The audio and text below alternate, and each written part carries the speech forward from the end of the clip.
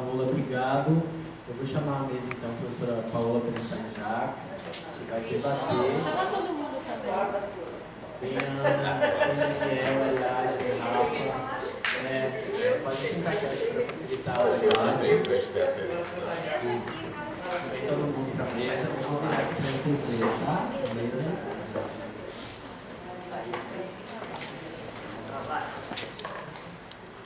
Pronto.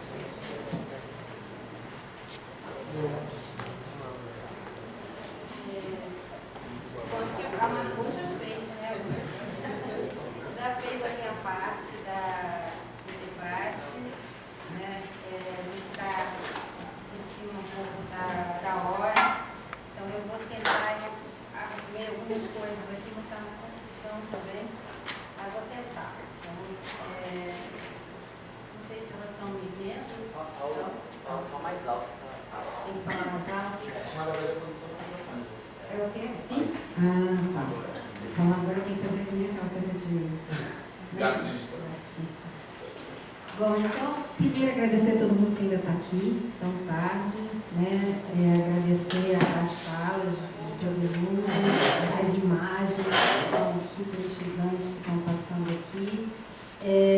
Bom, como eu disse, Marcos já fez um pouco a minha parte de comentário do que foi apresentado. Eu não vou fazer isso, não vou fazer um relato, acho que não cabe fazer uma relatoria aqui. Mas tentar colocar algumas questões para a gente tentar abrir um debate, tentar abrir uma conversa. Chico lembrou bem desses 20 anos de 2002, que foi quando eu e ele chegamos aqui na Faculdade de Arquitetura, que a Ana Fernanda era diretora. Foi a primeira eleição de Lula. E agora, 20 anos depois, a terceira eleição, me parece que a gente está num momento, saindo de um momento distópico e voltando para um momento tópico. Eu acho que o Daniel já falou isso, né, da nossa história nacional. Mas aí eu acho que a gente poderia pensar nisso, né? O que determina essa passagem, né, da distopia para a utopia e vice-versa. O Daniel falou de um pêndulo, né? Como se tivesse um pêndulo passando de um para o outro. Mas aí a gente se pergunta, então utopia e distopia são as duas faces de uma mesma e única moeda? E essa utopia, a Adriana Caola falou de como é que é? Utopia. Cacatopia. Cacatopia é estranho. Mas tem também contra-utopia. Mas, enfim, seria uma forma de utopia totalitária, autoritária? Então, elas estariam sempre juntas, né? Uma parte, distopia e utopia? Porque a gente sabe que a maioria das utopias modernas, elas flertaram com totalitarismo, com autoritarismo, com raras exceções, né? E faz muito tempo que se decreta o fim das utopias, né? Mas elas sempre voltam de formas diferentes. Eu trouxe até esse livro aqui, que é o Dicionário das Utopias, que é um livrinho que eu gosto muito, que tem exatamente 20 anos, é engraçado, porque tem 20 anos, e ele começa falando que há 20 anos, ou seja, 40 anos, que se decreta o fim das utopias. Então ele já começa assim, ele vem daquela do Muro de Berlim de 89, e fica. Então, há 20 anos se decreta o fim das utopias, e agora, 20 anos depois desse livro, se decreta. É sempre se decretar o fim das utopias, mas elas sempre voltam, né? E esse livro, eu acho que o livro da Adriana Caola também faz a mesma coisa, né? Mostra sempre essa força de reinvenção e de pluralidade desse pensamento utópico, né? E talvez essas utopias voltem exatamente porque essa noção de utopia está diretamente ligada a uma ideia fundamental, né, mesmo que irrealizável, de futuro, né, de sonho, de imaginação, de viagem. E aí me parece que nosso desafio hoje seria exatamente se perguntar como pensar, né, em termos utópicos hoje, né? Por exemplo, diante da atual crise climática mundial, né? Como a gente ainda poderia pensar as cidades, as utopias urbanas nesse contexto mundial, planetário, né? E aí eu já estou fazendo uma ligação da mesa de hoje com a mesa de amanhã, né, do lançamento da revista Redobra, que é a questão principal, a partir do texto da Isabel Stenguers, é esse: reinventar a cidade, com um ponto de interrogação, né? Reinventar a cidade. E aí isso tem a ver com o que a Ariadne falou dessas cidades impossíveis, né? Seriam possíveis ou elas são impossíveis diante desse contexto? E aí, Margarete falou bastante da polissemia do termo, a Adriana também, da utopia, e aí lembrou da polissemia de como a gente fala Thomas More, engraçado, um fala Thomas More, outro fala Thomas More, o Chico acho que falou Moro, quase falou Moro, né? Sérgio Moro. E aí a distopia e a utopia, né? E aí eu queria voltar a esse texto rapidamente aqui do Utopia do Moro, de 1516, para tentar pensar duas coisas com vocês. Primeiro, a relação evidente desse texto, o texto considerado inaugural, com entre todas as aspas possíveis, com a descoberta pelos europeus, é claro, do que eles chamaram de Novo Mundo, ou seja, nós, as Américas. E o enorme impacto para o europeu dessa descoberta de um outro mundo completamente diferente do dele. Mas é claro que a gente pode inverter a perspectiva e dizer o mesmo dos nossos povos originários ao serem confrontados com aqueles europeus esquisitos chegando pelo mar todo vestido, né? Então, a surpresa provavelmente foi mútua. Então, a primeira coisa é essa relação. A segunda seria a relação que está evidente nesse mesmo texto sobre a ilha Utopia. A Adriana mostrou a imagem, né, na capa do livro. Essa ilha Utopia com o presente do seu autor, né, com uma crítica irônica, uma sátira daquele momento histórico, do contexto geográfico insular da própria ilha, né, que o Moros vivia, a Inglaterra naquele momento. Ou seja, essa relação da noção de utopia, com a colonização de outros territórios, e ao mesmo tempo com a sua crítica, né? Essa ambiguidade fundamental da própria ideia da utopia, e daí a relação com a ideia de colonização, entre colonização e a construção, a modernização das cidades, e ao mesmo tempo uma crítica à noção de progresso. Então, é o tempo todo essa ambiguidade. E o que vai levar a uma série de experiências utópicas, a gente viu aqui, a Adriana Caouro mostra isso muito bem no trabalho dela, mas também várias materializações de sonhos utópicos, né, com comunidade alternativa, libertária, anarquista, kibbutz, palancéus, tem vários exemplos. E para além dessa, eu acho que o Rafael falou bastante dessa relação com o seu presente, né? Ele falou, eu fiz esse trabalho em 2010, se eu tivesse feito hoje, seria diferente a relação naquele lugar. Então, essa relação direta da própria ideia de utopia com o presente, com o momento histórico, ao mesmo tempo como uma crítica e ao mesmo tempo como uma ideia prospectiva. E aí parece que tem algo, então, o que fica, né, dessas utopias que todo mundo está falando que vai acabar e não acaba. E me parece que é algo que a Iana conhece bem, que é algo que o Ernest Bloch chamava de espírito da utopia, né? Que ainda sobrevive, apesar de todos os exemplos distópicos que a gente conhece. Tem esse princípio da esperança, que, como diz o Bloch, né? O Chico falou de uma iminência do agora, né? Então tem algo disso que sobrevive apesar de tudo e que emerge exatamente nesses momentos de perigo, né? Como dizia o Walter Benjamin, né? O Walter Benjamin, diferentemente do Chico, falava do choque entre o outrora e o agora, que era nesse momento que emergiam essas utopias com esse desejo coletivo de uma sociedade libertária, né? Ana fez uma linda definição, acho maravilhosa, como uma formulação de pulsões de vida por Cristo, né? O germe, é verdade, desse germe do porvir, né? Que está ali, mas ele já está, né? E que ele aparece nesses momentos de perigo, nessa passagem que você falou, assim, não sei se foi você falou.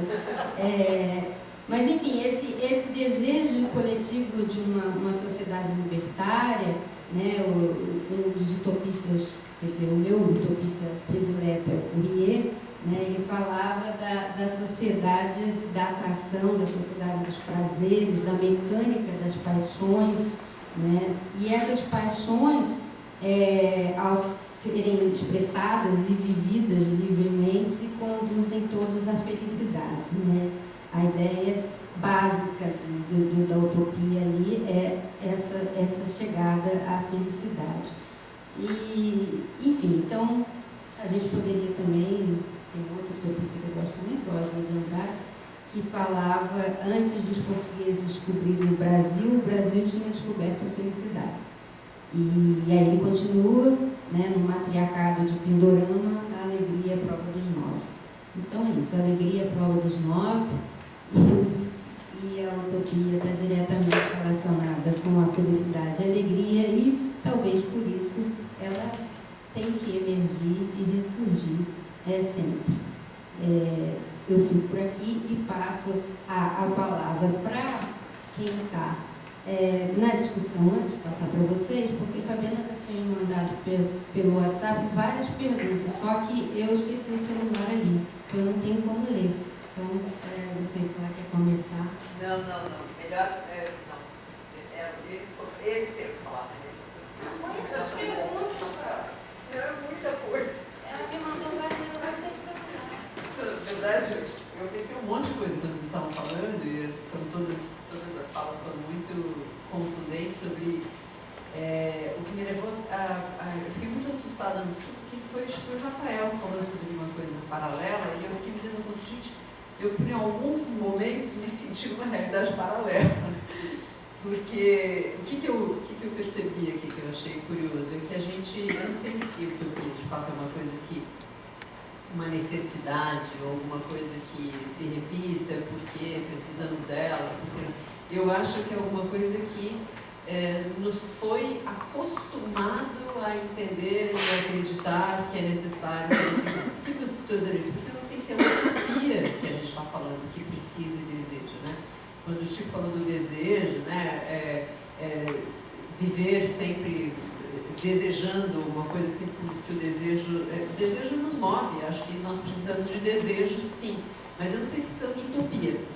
E eu fico me perguntando se essas utopias todas que a gente se referiu aqui hoje, por mais que todos nós, eu sei que todos vocês também aqui que estão junto com a gente aqui hoje, por mais que todos nós estejamos sempre pensando nisso, num mundo mais igualitário, essa utopia de um tipo de vida, formas de existência, formas de relações e tudo mais, no entanto, o imaginário com o qual a gente lida para falar disso são prédios e construções, não são pessoas, não são relações. Eu acho que a única referência que eu vi foi quando Ana falou do pluriverso, né? A ideia de um mundo pluriverso seria isso sim uma utopia. Então, como é que representaríamos isso não mais em predinhos, em construçõezinhas, em desenhos de imagens que não tem pessoas, que não tem relações, que não tem... dá a impressão até que não tem a dinâmica, né? Não tem uma coisa viva, né? Qual é a vida que a gente percebe ali? Eu fiquei assustada com isso, na verdade. E aí fiquei me perguntando, isso foram questões minhas, mas eu fiquei me perguntando, talvez, porque eu fico trazendo a pergunta para mim, o que seria uma utopia da dança? Eu não fazia a menor ideia que seria uma utopia da dança. Seria a dança separada, né? Porque se a utopia de arquiteto é a mobilidade, a mudança, a dinâmica e tudo mais, talvez a dança fosse o contrário. Mas eu vi, por exemplo, nas figuras do Chico lá do circo, aquele ser que controla esqueci dos sons, né? O controlador dos sons lá maravilhoso. O que tem ali de interessante é que tem ali uma utopia de corpo, tem um corpo utópico, aquele corpo que não só ele emite sons, como ele tem outras dimensões sonoras e outra dimensão de desenho corporal, de formato corporal mesmo. E eu fico, na verdade, interessada em pensar assim, com todos vocês, que inclusive quando o Daniel fala das oscilações, né, que como se fosse quase que ondulatório, né, tem o ir e vir, tem uma utopia, uma distopia, utopia, distopia. E vejo a Ana reivindicando, até, né, sugerindo que a gente pensasse sobre utopia não como substância, né, mas como um processo. E se não é uma substância, é um processo, então não precisaríamos mais ficar pensando o que é utópico e o que é distópico, qual é a fronteira, qual é a passagem de um para o outro e o que torna cada coisa utópica e não utópica, distópica ou protópica, a gente não estaria pensando nisso, a gente estaria se preocupando muito mais se é um exercício de imaginação, de futurologia nesse sentido, de imaginação para adiante, para continuidades, outras e tudo mais, seria um exercício de imaginação de novas formulações da própria utopia. Talvez pensar nisso. O que é que tem na utopia que tanto nos faz sentir que é necessário? É o desejo de futuro? É o imaginar o amanhã? Se é tudo isso, cada uma dessas coisas poderia ser representada segundo uma outra categoria de coisas, assim, não tipias, né, como Caola tanto nos apresentou, todas as tipias que compõem essas utopias todas que foram representadas até hoje e tudo mais, são tipias, Margarete lembrou do livro dessa pessoa que eu não conheço, mas só pelo título já me chamou a atenção, né, de modelos e padrões e não sei o que. Então, o que são os modelos, o que são os padrões?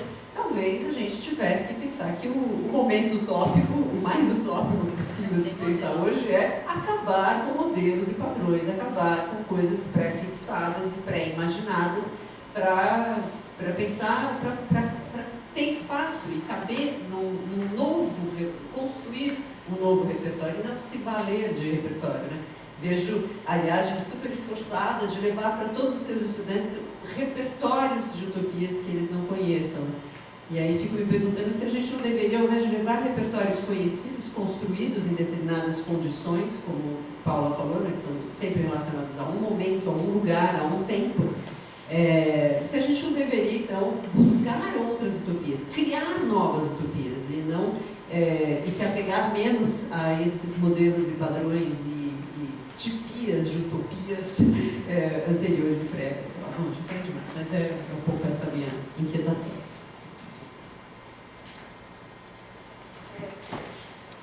Alguém? Mas eu queria responder para a Fabiana, porque nesse dicionário aqui tem dança, viu? Com os verbetes.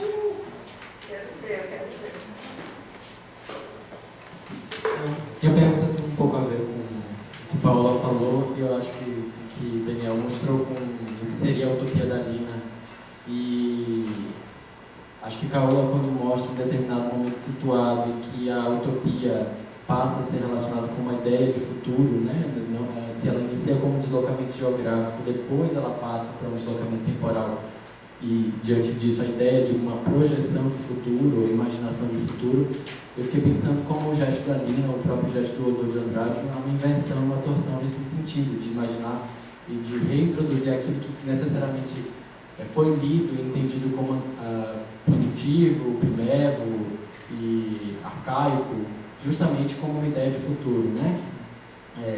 E daria um pouco nisso do que a Fabiana está falando. Nós, em nossa profissão, nosso ofício, que está sempre atrelado a essa ideia de futuro, como é difícil desapegar dela e fazer esse exercício que Chico propõe, de olhar para o presente, olhar para a situação e perceber nesse intervalo essas outras possibilidades imaginativas, esses outros mundos que já estão aqui.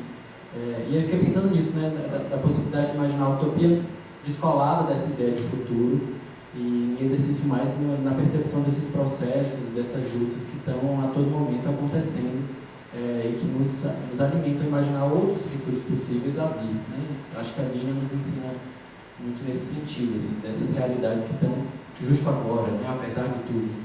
Fiquei pensando nisso. Mais alguém?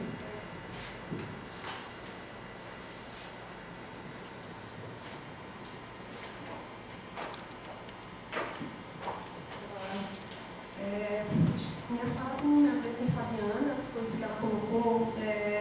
Ana trouxe a questão do pluriverso, né? O pluriverso não é uma utopia, né? O mundo de muitos mundos é um mundo vivido por muitos povos, né? Inclusive povos que vivem na cidade, né? Então, eu acho que isso é muito importante, né? Porque a gente for falando de mundos possíveis, mas são mundos que já existem e que vêm sendo destruídos por essa máquina de destruir mundos que é o mundo da modernidade ocidental hegemônica, né? Então, acho que é importante pontuar isso. E essa ideia, Fabiana, que você trouxe da questão dessa projeção, é justamente, a utopia sempre faz uma projeção, né? E tem povos que não projetam, que estão atentos a esse aqui agora, né? Então, essa projeção é algo que tem muito a ver com a modernidade mesmo, né? Lembrando que o livro Utopia, né, ele é do século XVI, que é justamente um período na Europa onde está tendo o auge da caça às bruxas, onde está tendo a destruição desse tipo de mundo, do pluriverso que havia na Europa, né? Então, acho que é isso muito importante a gente entender. A crise climática tem tudo a ver com essa construção. Então, eu não consigo ver possibilidade da utopia permanecer dentro da situação que a gente está hoje. Assim, eu acho que a utopia e a distopia são versões de um tipo de pensamento onde o ser está dissociado do meio, do mundo, né? E um mundo que é apenas humano, né? Onde o humano está acima de todos os outros seres. Essas imagens hoje, que eu conheço o trabalho e adoro o trabalho da Adriana, mas hoje elas me agrediram, porque são imagens onde não existe uma alteridade não humana, né? Não existe rio, não existe montanha, né? É um sonho onde só existe o humano mesmo, né? Então, eu acho que, assim, hoje a questão do antropocentrismo, ela é fundamental. Não dá para a gente estar tendo nenhum sonho que não seja considerando essas outras alteridades, né? É a fala do Schopenhauer, né? O homem branco só sabe sonhar consigo próprio, na verdade ele não sabe sonhar.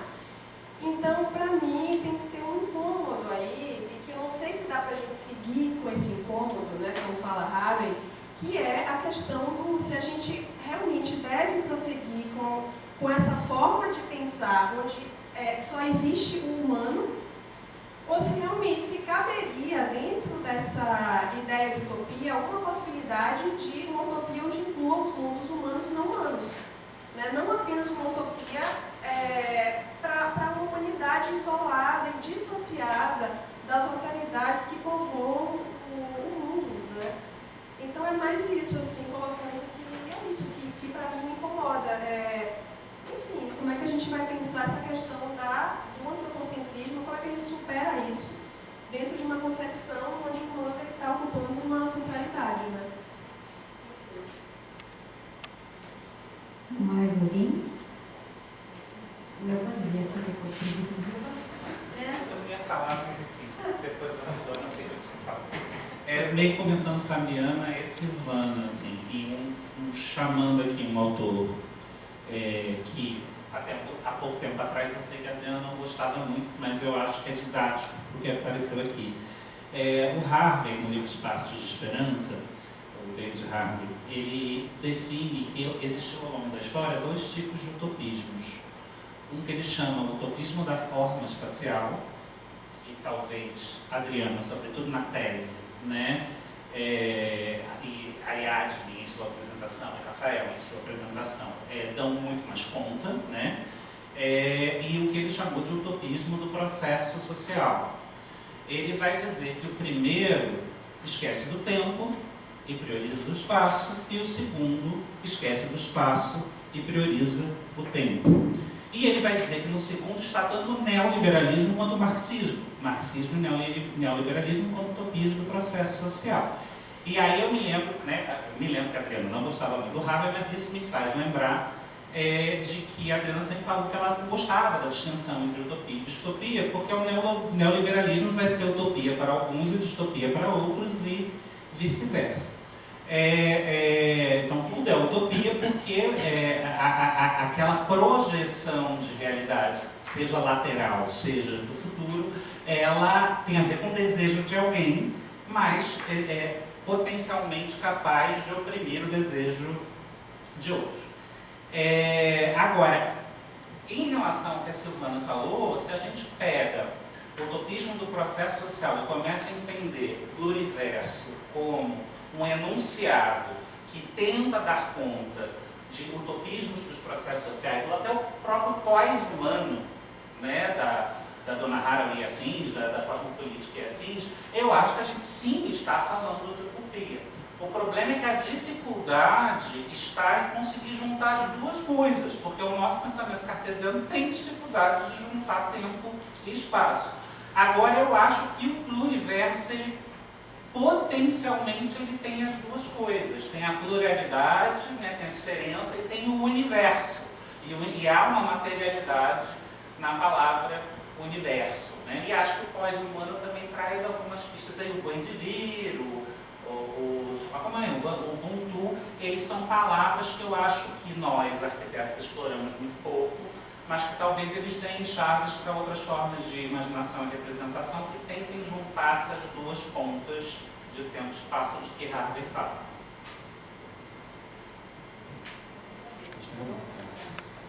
Por aqui?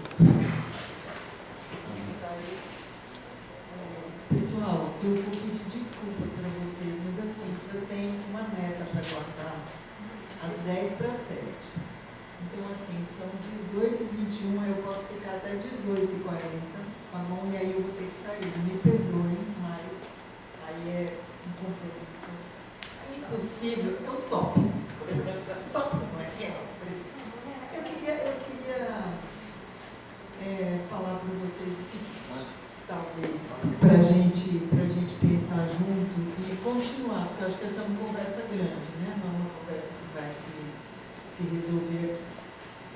Primeiro, eu acho importante a gente pensar que toda utopia ela é coletiva, jamais individual de pequenos grupos, certo? Então, assim, são conformações sociais que fazem com que determinadas perspectivas, determinados horizontes, determinadas configurações sociais sejam desejadas e não outras. Então, isso é uma primeira coisa que eu acho importante. E dela eu derivo, por exemplo, se de fato todas essas construções que foram feitas pelos arquitetos nos anos 50, 40, 30 devem ser chamadas de utopias. Eu me pergunto sobre isso, eu vendo, né, as apresentações, etc., eu me pergunto se isso deve ser chamado de utopia, porque a utopia ela traz uma carga política extremamente importante na sua definição, na sua configuração e no seu modo de operar. Então, eu acho que essa é uma questão importante para a gente conversar. A segunda coisa é que a utopia, mesmo que ela esteja pensada a partir dos humanos, os humanos são milhões de humanos organizados socialmente de formas muito distintas. Então, do que a gente está falando quando tem a utopia do Moros, ou a utopia do Campanella, ou a utopia... Do que a gente está falando? De que relação de força? De que configuração social que vai atender aquele tipo de coisa e que o Moros muito inteligentemente, vai dizer, olha, tem coisas que eu queria que acontecesse, mas é melhor que não aconteça. Porque isso é uma correlação de forças. E na sociedade humana, na sociedade mesmo da humana e não humana, as relações de forças é o que conforma a sociedade política. E a utopia, do meu ponto de vista, é uma formulação política de construção de perspectivas sociais. A terceira coisa que eu queria dizer, eu fiquei pensando, esses seminários são muito legais, sempre, porque a gente assim, fica refletindo sobre as coisas, né? E aí eu fiquei, primeiro uma coisa que me inspira muito é um texto da Cláudia Gilman, que é uma argentina, que escreveu A Pluma e o Fuzil, né? Que é um livro maravilhoso sobre literatura e revolução na década de 60, e ela termina, ela tenta definir os anos 60 como uma época, como um período, e no final do capítulo ela diz assim: quando o futuro deixa de ser vislumbrado, ele se transforma em utopia, certo? Ou seja, é a quebra do futuro que transforma o mundo em utopia, é a quebra da possibilidade do que eu entendo, tá certo? É a quebra de possibilidade de desdobramento social em determinadas perspectivas que faz com que aquilo se rompa, né? Então, assim, eu acho que da mesma forma que o Pierre Nora traz aquela ideia de rompimento com relação ao passado, que, portanto, você já não tem mais possibilidade de se ancorar no passado para perseguir ou para prosseguir esse futuro, a utopia talvez ela ocupe também esse regime de temporalidade, que é um regime que está apartado, né? E aí, o que me vem também é assim, por que o Marx fala de socialismo utópico? Por que ele categoriza todo mundo, inclusive o Fourier, essas pessoas super interessantes e tal, por que ele chama isso de socialismo utópico? Porque o modo como ele constrói a teoria dele e a ação política são processos que levam necessariamente ao socialismo. E, portanto, o socialismo é futuro, ele não é utopia. Então, assim, eu acho que tem aí questões, assim, de temporalidade, questões de relação de forças, questões de configuração de blocos, de oposição, de poder, de opressão, de exploração, que fazem com que esses conceitos, por isso que eu estava dizendo que eu acho que é importante a gente não pensar mais isso como substância, mas como processo, né? Mas como relação entre forças, mas como construção de imaginação social. Eu acho que isso que a Fabiana traz de pensar imaginativamente, né, quais são esses outros mundos, que aí a gente pode chamar ou não inspirado no pluriverso ou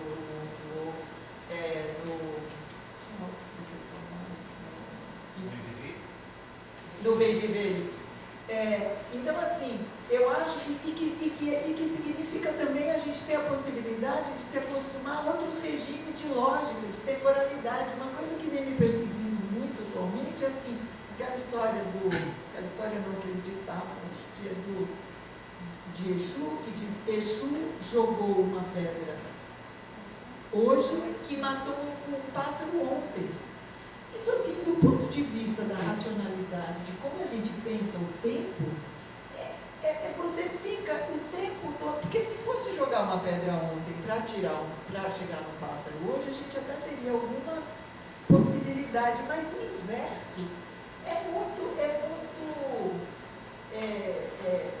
causa um estranhamento no pensamento, que eu acho que é uma coisa extremamente importante da gente fazer também. Agora, ao mesmo tempo, e aqui eu termino, eu acho que não podemos abandonar bandeiras políticas que são secularmente construídas.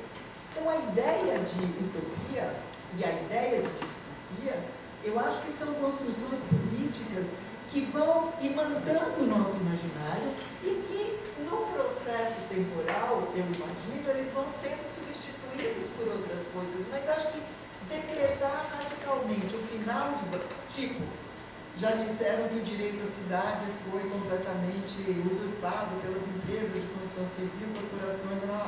É verdade em alguns casos, mas continua a ser uma bandeira extremamente importante para a organização, para a reivindicação, para da argumentação dentro das esferas institucionais, etc., da mesma forma a questão da gentrificação. Então, eu acho que essa discussão, ela ainda é uma discussão que pode fertilizar muito o processo político, né? Eu acho que se restringir a ela é um pouco naquele sentido do que a Silvana trouxe, né? A utopia e distopia é realmente essa construção da modernidade do Ocidente, né? Mas a modernidade do Ocidente não acabou. Essa modernidade do Ocidente, ela está em crise, mas as crises, nós sabemos que são crises muito prolongadas. E a gente sobreviveu na crise, eu acho que é também a capacidade de articular diferentes repertórios e abrir espaço para novos, né? Então, acho que eu vou ficar por aqui, eu posso ficar mais um pouquinho, posso ficar mais 11 minutos. Desculpe, pessoal, muito obrigada, acho que foi um prazer ouvir todos vocês, o Daniel, o Rafael, Ariadne, Chico. Chico, eu amo seus desenhos, demais, eles preenchem o meu dia toda vez que eu vejo o seu Instagram.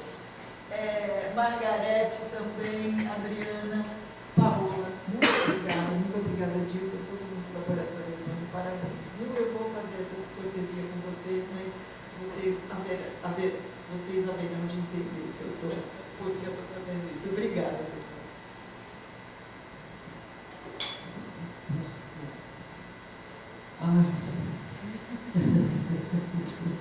Um bombardeio, assim, né?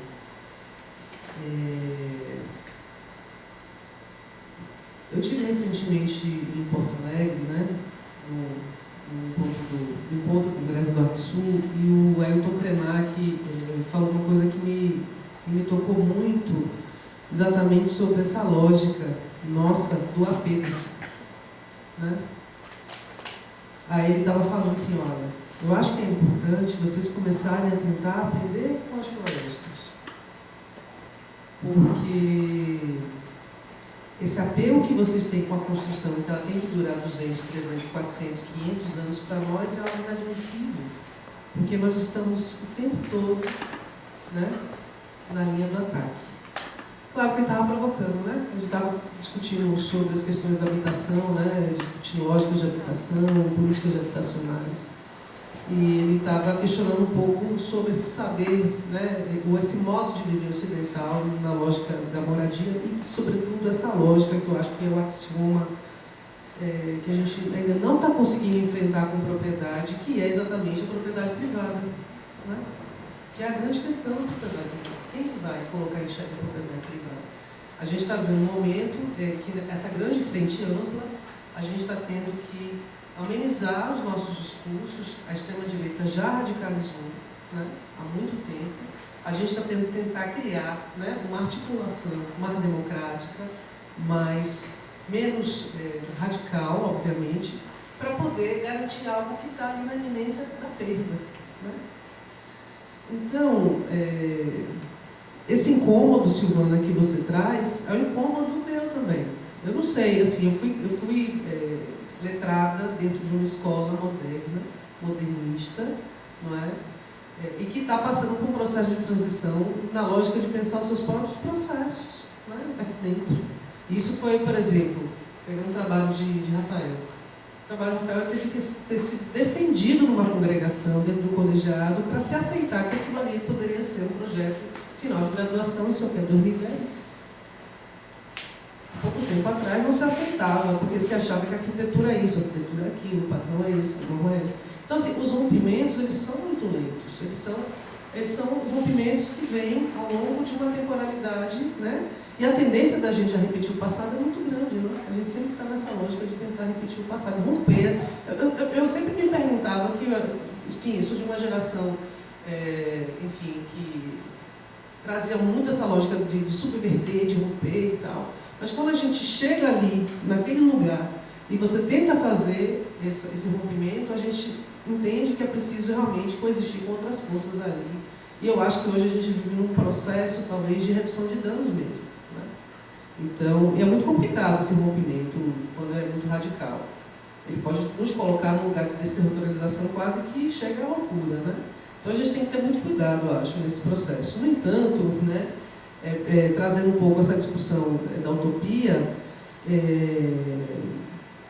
eu acho que a utopia ela tem uma força importante nesse lugar dela da invenção, da fabulação. Né? Você está trabalhando com imaginação, com fabulação. Então, assim, para mim que sou uma professora mais ligada a matéria de projeto, que estou sempre tentando discutir a questão do espaço, a produção de temporalidade, é muito importante para a gente trazer esse dispositivo com os estudantes, porque eles não estão acostumados, eles estão acostumados, assim, pegando um pouco essa lógica, você está falando como arquiteto, a construção, a coisa da mobilidade, porque para a gente ainda é uma coisa que a gente tem que trabalhar, a gente ainda não conseguiu, né? Porque acho que para você romper algo, você tem que conhecer muito daquela base, né? Para você propor uma desterritorialização, né? Para você propor uma ruptura, você tem que conhecer a base, não dá para propor uma disruptura, se a gente não entende, a gente não tem um repertório, a gente não tem esse conhecimento. Então a gente está tendo que trabalhar junto ao mesmo tempo.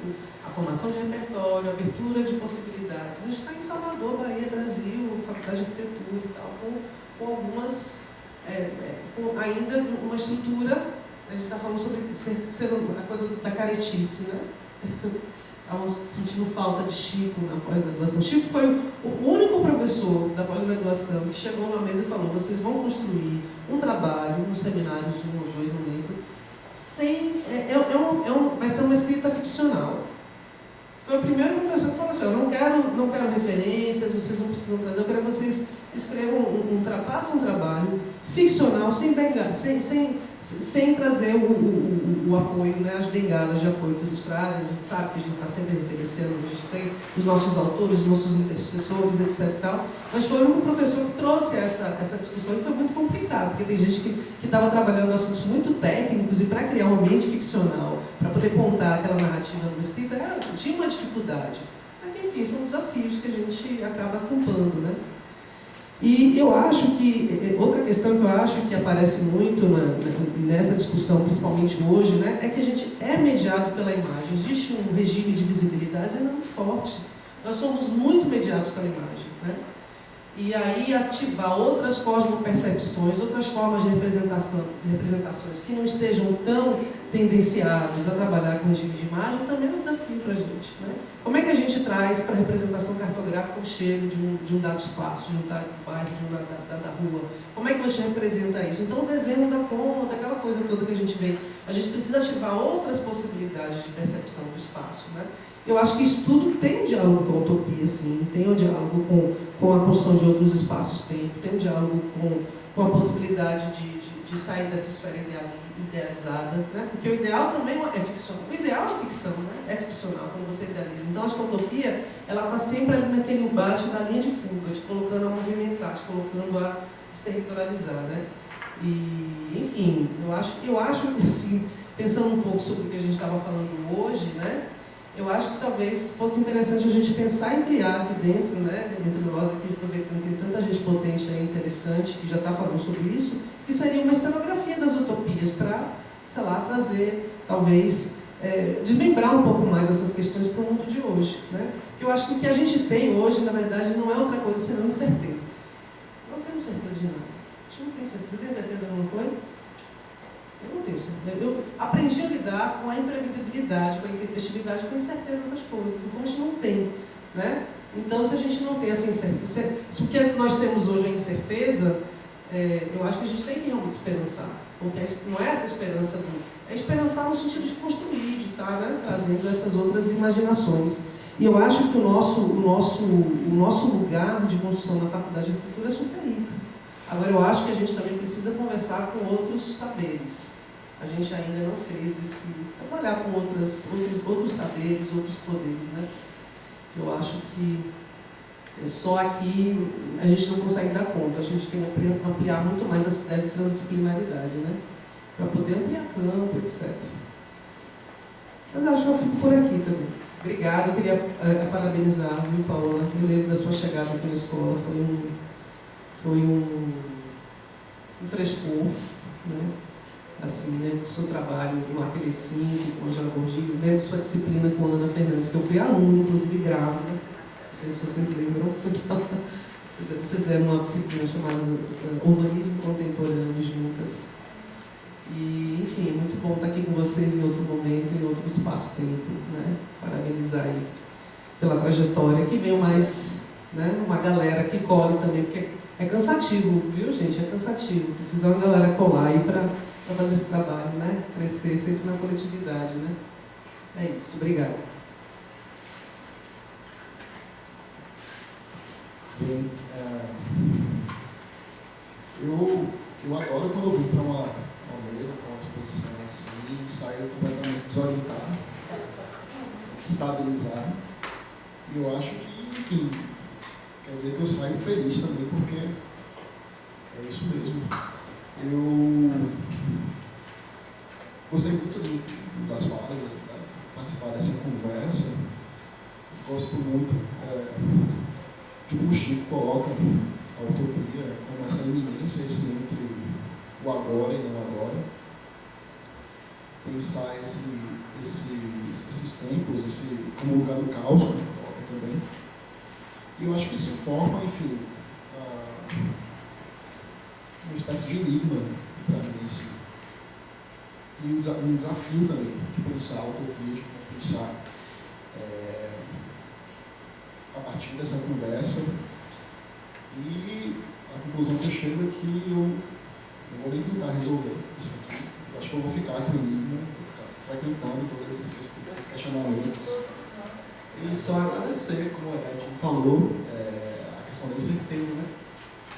Mas saio completamente satisfeito com essa conversa. Eu agradeço.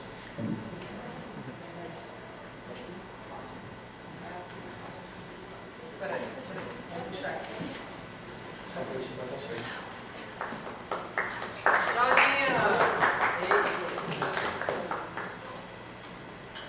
Bom,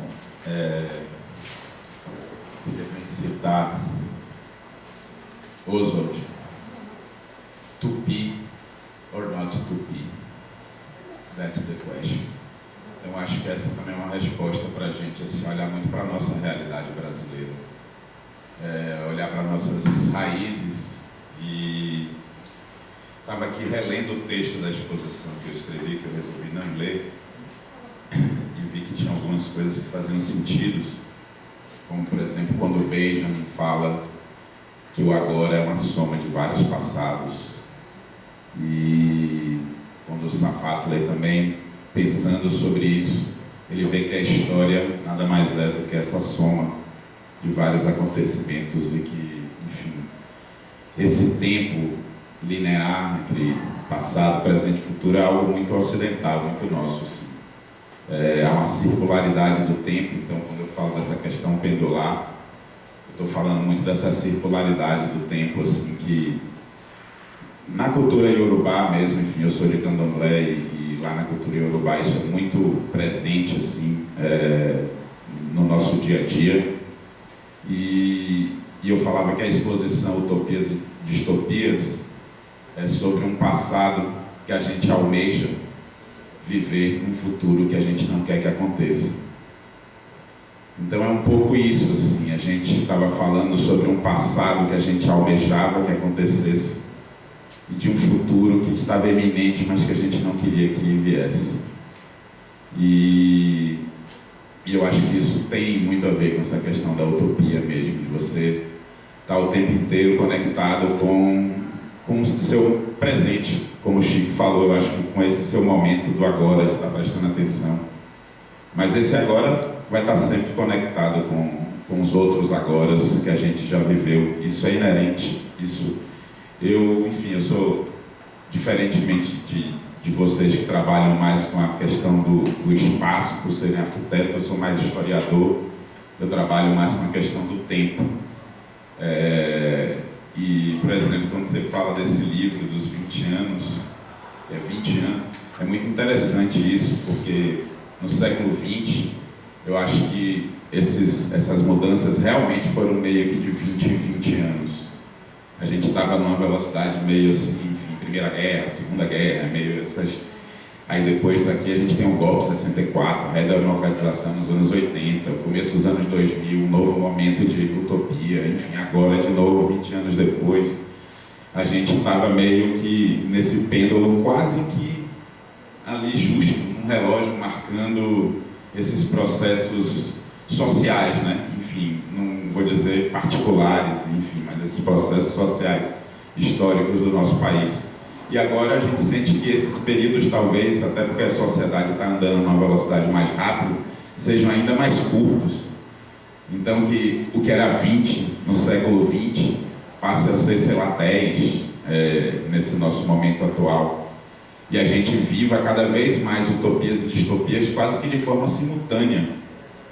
E quase que as mesmas coisas que são utopias, como, enfim, Silvana falou, para um são distopia para o outro, dependendo do ponto de vista que você encare. E eu acho que, assim, nesse processo, eu acho que a arte realmente tem um local muito especial, assim, no parar para refletir. Eu acho que a arte realmente ela coloca você dentro de um parênteses vazio que precisa ser preenchido por você mesmo. E isso coloca você dentro de, enfim, sua própria perspectiva com relação a quem é você, arte para que serve?